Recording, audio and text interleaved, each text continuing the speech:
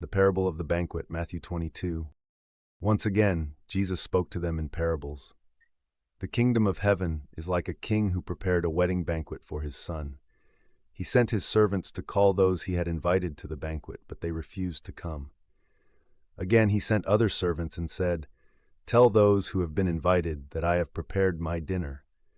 My oxen and fattened cattle have been killed, and everything is ready. Come to the wedding banquet." But they paid no attention and went away, one to his field, another to his business. The rest seized his servants, mistreated them, and killed them. The king was enraged, and he sent his troops to destroy those murderers and burn their city. Then he said to his servants, "The wedding banquet is ready, but those I invited were not worthy. Go therefore to the crossroads and invite to the banquet as many as you can find." So the servants went out into the streets and gathered everyone they could find, both evil and good, and the wedding hall was filled with guests. But when the king came in to see the guests, he spotted a man who was not dressed in wedding clothes. "Friend," he asked, "how did you get in here without wedding clothes?" But the man was speechless. Then the king told the servants, "Tie him hand and foot and throw him into the outer darkness, where there will be weeping and gnashing of teeth. For many are called, but few are chosen." Then the Pharisees went out and conspired to trap Jesus in his words. They sent their disciples to him along with the Herodians. "Teacher," they said, "we know that you are honest and that you teach the way of God in accordance with the truth.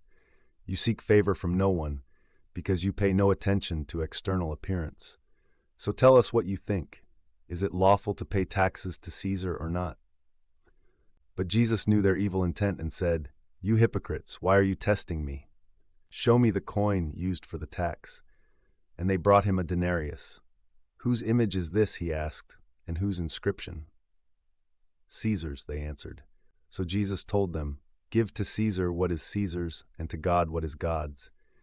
And when they heard this, they were amazed, so they left him and went away.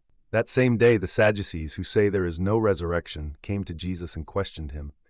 "Teacher," they said, "Moses declared that if a man dies without having children, his brother is to marry the widow and raise up offspring for him. Now there were 7 brothers among us. The first one married and died without having children, so he left his wife to his brother. The same thing happened to the second and third brothers, down to the 7th. And last of all, the woman died. In the resurrection then, whose wife will she be of the 7? For all of them were married to her." Jesus answered, "You are mistaken, because you do not know the Scriptures or the power of God. In the resurrection, people will neither marry nor be given in marriage. Instead, they will be like the angels in heaven. But concerning the resurrection of the dead, have you not read what God said to you? 'I am the God of Abraham, the God of Isaac, and the God of Jacob'? He is not the God of the dead, but of the living." When the crowds heard this, they were astonished at his teaching. And when the Pharisees heard that Jesus had silenced the Sadducees, they themselves gathered together. One of them, an expert in the law, tested him with a question. "Teacher, which commandment is the greatest in the law?" Jesus declared, "Love the Lord your God with all your heart, and with all your soul, and with all your mind. This is the first and greatest commandment, and the second is like it. Love your neighbor as yourself. All the law and the prophets hang on these 2 commandments." While the Pharisees were assembled, Jesus questioned them, "What do you think about the Christ? Whose son is he?" "David's," they answered. Jesus said to them, "How then does David in the Spirit call him Lord? For he says, 'The Lord said to my Lord, sit at my right hand until I put your enemies under your feet.' So if David calls him Lord, how can he be David's son?" No one was able to answer a word, and from that day on no one dared to question him any further. Woes to scribes and Pharisees, Matthew 23. Then Jesus spoke to the crowds and to his disciples. "The scribes and Pharisees sit in Moses' seat, so practice and observe everything they tell you. But do not do what they do, for they do not practice what they preach. They tie up heavy, burdensome loads and lay them on men's shoulders, but they themselves are not willing to lift a finger to move them. All their deeds are done for men to see. They broaden their phylacteries and lengthen their tassels. They love the places of honor at banquets, the chief seats in the synagogues, the greetings in the marketplaces, and the title of rabbi by which they are addressed.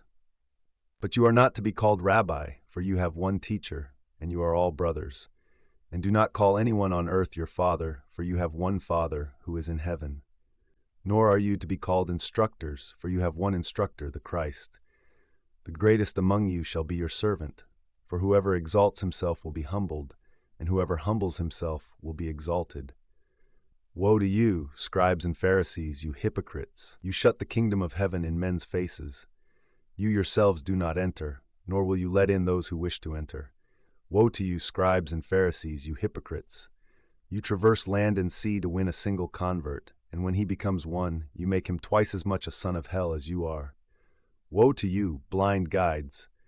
You say, if anyone swears by the temple, it means nothing, but if anyone swears by the gold of the temple, he is bound by his oath. You blind fools! Which is greater, the gold or the temple that makes it sacred? And you say, if anyone swears by the altar, it means nothing, but if anyone swears by the gift on it, he is bound by his oath. You blind men! Which is greater, the gift or the altar that makes it sacred? So then, he who swears by the altar swears by it and by everything on it. And he who swears by the temple swears by it and by the one who dwells in it. And he who swears by heaven swears by God's throne and by the one who sits on it. Woe to you, scribes and Pharisees, you hypocrites!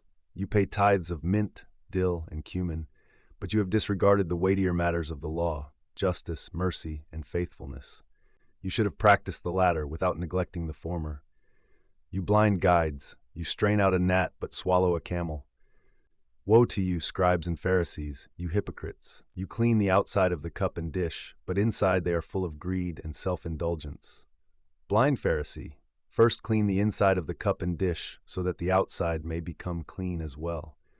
Woe to you, scribes and Pharisees, you hypocrites! You are like whitewashed tombs, which look beautiful on the outside, but on the inside are full of dead men's bones and every kind of impurity. In the same way, on the outside you appear to be righteous, but on the inside you are full of hypocrisy and wickedness. Woe to you, scribes and Pharisees, you hypocrites! You build tombs for the prophets and decorate the monuments of the righteous.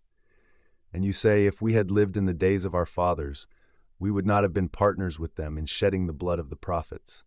So you testify against yourselves that you are the sons of those who murdered the prophets. Fill up, then, the measure of the sin of your fathers. You snakes, you brood of vipers, how will you escape the sentence of hell?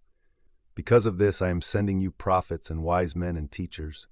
Some of them you will kill and crucify, and others you will flog in your synagogues and persecute from town to town.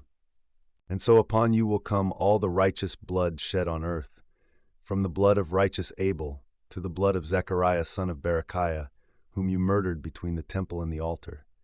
Truly I tell you, all these things will come upon this generation. O Jerusalem, Jerusalem, who kills the prophets and stones those sent to her, how often I have longed to gather your children together, as a hen gathers her chicks under her wings, but you were unwilling. Look, your house is left to you desolate. For I tell you that you will not see me again until you say, Blessed is he who comes in the name of the Lord. Temple destruction and other signs, Matthew 24. As Jesus left the temple and was walking away, his disciples came up to him to point out its buildings. Do you see all these things? He replied. Truly I tell you, not one stone here will be left on another, every one will be thrown down. While Jesus was sitting on the Mount of Olives, the disciples came to him privately. Tell us, they said, when will these things happen, and what will be the sign of your coming and of the end of the age? Jesus answered, See to it that no one deceives you. For many will come in my name, claiming, I am the Christ, and will deceive many. You will hear of wars and rumors of wars, but see to it that you are not alarmed. These things must happen, but the end is still to come. Nation will rise against nation, and kingdom against kingdom. There will be famines and earthquakes in various places. All these are the beginning of birth pains.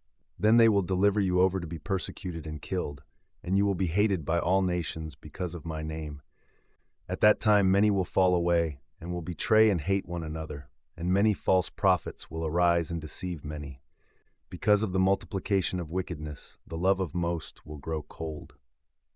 but the one who perseveres to the end will be saved. And this gospel of the kingdom will be preached in all the world as a testimony to all nations, and then the end will come. So when you see standing in the holy place the abomination of desolation spoken of by the prophet Daniel, then let those who are in Judea flee to the mountains. Let no one on the housetop come down to retrieve anything from his house. And let no one in the field return for his cloak. How miserable those days will be for pregnant and nursing mothers. Pray that your flight will not occur in the winter or on the Sabbath. For at that time there will be great tribulation, unseen from the beginning of the world until now, and never to be seen again. If those days had not been cut short, nobody would be saved. But for the sake of the elect, those days will be cut short. At that time, if anyone says to you, "Look, here is the Christ," or "There he is," do not believe it. For false Christs and false prophets will appear and perform great signs and wonders to deceive even the elect, if that were possible. See, I have told you in advance. So if they tell you, "There he is in the wilderness," do not go out, or "Here he is in the inner rooms," do not believe it. For just as the lightning comes from the east and flashes as far as the west, so will be the coming of the Son of Man. Wherever there is a carcass, there the vultures will gather.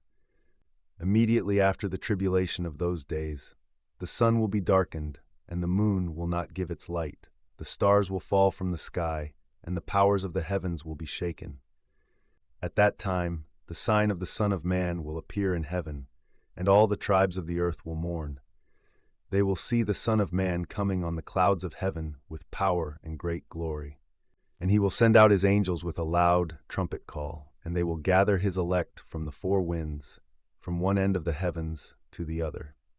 The lesson of the fig tree. Now learn this lesson from the fig tree. As soon as its branches become tender and sprout leaves, you know that summer is near. So also, when you see all these things, you will know that he is near, right at the door.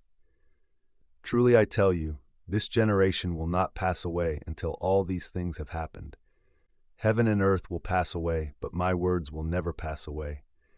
No one knows about that day or hour, not even the angels in heaven, nor the Son, but only the Father. As it was in the days of Noah, so will it be at the coming of the Son of Man. For in the days before the flood, people were eating and drinking, marrying and giving in marriage, up to the day Noah entered the ark. And they were oblivious until the flood came and swept them all away. So will it be at the coming of the Son of Man. 2 men will be in the field, one will be taken and the other left. 2 women will be grinding at the mill, one will be taken and the other left. Therefore keep watch, because you do not know the day on which your Lord will come. But understand this, if the homeowner had known in which watch of the night the thief was coming, he would have kept watch and would not have let his house be broken into. For this reason, you also must be ready, because the Son of Man will come at an hour you do not expect. Who then is the faithful and wise servant, whom the master has put in charge of his household, to give the others their food at the proper time? Blessed is that servant whose master finds him doing so when he returns. Truly I tell you, he will put him in charge of all his possessions. But suppose that servant is wicked and says in his heart, "My master will be away a long time."